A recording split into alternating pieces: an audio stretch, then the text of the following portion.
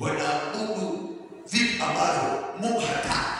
Sasa madhabahu hayo ikaharibika, na pia Waisraeli pia nao wakaharibika, maana altar imeharibika. Haleluya!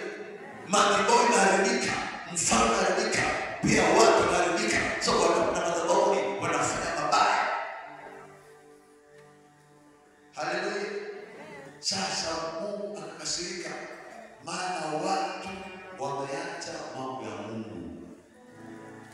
Maana watu wameacha madhabahu ya Mungu, wamegeukia madhabahu mabaya. Mungu akakasirika.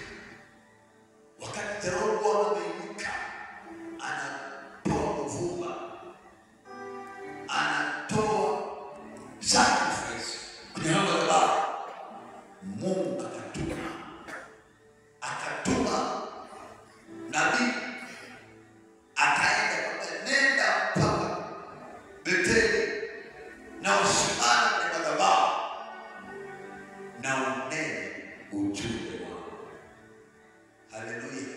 maana madhabahu hii imeharibika, watu wao pia wameharibika. Basi sasa kutuma, nenda ukasimame katika madhabahu na ukanene neno hili katika madhabahu. So akatuma mjumbe, akaenda na unabii wa Mungu, na akasimama kwenye madhabahu na akasema, hapa kwenye madhabahu kuna mtu atazaliwa kwa uzao wa Yesu, atazaliwa